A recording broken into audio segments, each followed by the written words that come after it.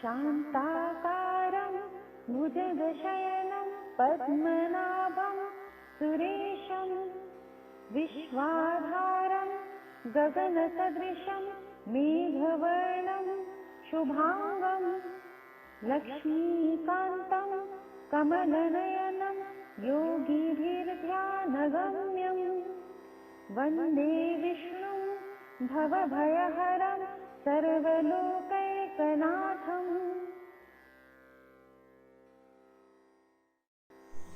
जय श्री कृष्ण। आज हम जानेंगे नवम ज्योतिर्लिंग काशी विश्वनाथ जी के बारे में। आदि शंकराचार्य जी कहते हैं, सानंदम आनंद वने वसंतम आनंद कंदम हत पाप वृंदम वाराणसी नाथम अनाथ नाथम श्री विश्वनाथम शरणम प्रपद्ये। अर्थात आनंद पूर्वक आनंद देने वाले, आनंद वन में बैठे हुए, सभी पापों का नाश करने वाले, अनाथों के नाथ वाराणसी नाथ श्री काशी विश्वनाथ की मैं शरण लेता हूँ।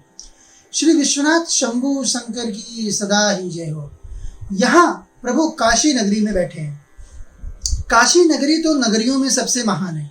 प्रलय आने पर भी डमरूधारी परमपिता परमात्मा इस नगरी को अपने त्रिशूल पर धारण कर लेते हैं और सृष्टि की जब पुनर्रचना की जाती है तो वापस काशी को उसी जगह रख देते हैं।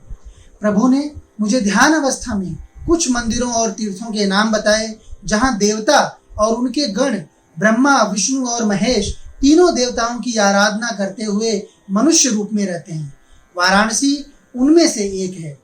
तो अगली बार जब आप वाराणसी जाएंगे या यदि आप वाराणसी में रहते हैं तो जो भी आपको वहां मिले उनमें से कुछ स्वयं देवता जो मनुष्य रूप में काशी में रह रहे हैं या स्वर्ग लोक के विविध गण जो शांति काल में देवताओं की पूजा अर्चना करने के लिए मनुष्य रूप में धारण कर लेते हैं, वह है। तो ऐसा वो इसलिए करते हैं क्योंकि मनुष्य रूप में ईश्वर को प्रसन्न कर पाना बहुत ही आसान रहता है। ईश्वर तक पहुंचने का मार्ग आप कर्म के जिस निचले स्तर पर हो उतना ही आसान रहता है, लेकिन फिर भी जीवों में प्रभु ने प्रवृत्ति ऐसी दी है कि वह साधारण से भी कर्म ईश्वर प्राप्ति के लिए नहीं करना चाहता। मनुष्यों में ब्राह्मणों के लिए स्वयं के लिए ईश्वर को प्रसन्न कर पाना सबसे कठिन होता है। क्षत्रिय के लिए उससे सरल, वैश्य के लिए उससे भी सरल और शूद्र कुलों में जन्मा व्यक्ति सत्यनारायण की कथा मात्र से भी जो है अपने पूर्वजों को तार देता है। इस तरह से प्रभु ने यह पूरा तंत्र ही बनाया हुआ है, लेकिन जिसके लिए जितने कम प्रयास की आवश्यकता होती है उसकी प्रवृत्ति द्वारा ईश्वर प्राप्ति का प्रयास करना उतना ही कठिन हो जाता है। तो ब्राह्मण दिन रात जप सकता है ईश्वर का नाम, तो वह भी उसके लिए पर्याप्त नहीं है।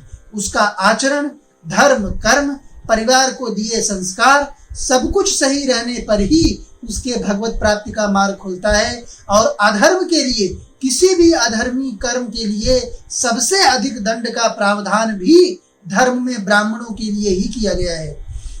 उसी तरह जो राम राम को मरा मरा जप कर भी भगवत प्राप्ति कर सकते हैं, ईश्वर ने उन्हें प्रवृत्ति ऐसी दी है कि वे बेचारे चाह कर भी उस ओर नहीं बढ़ पाते हैं, और जो बढ़ पाते हैं वह बड़भागी ही हैं, ऐसा समझिए।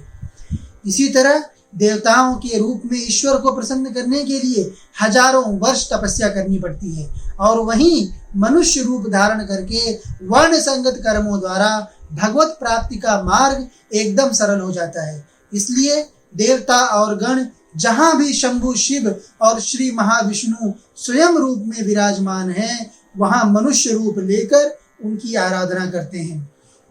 फिर भी मैं देखता हूं कभी कभी लोग धार्मिक स्थलों पर जाकर भी अपने मन से ईर्ष्या, कपट, छल, द्वेष इत्यादि नहीं निकालते और वहां भी अपने समाज की कटुता दिखाने लगते हैं।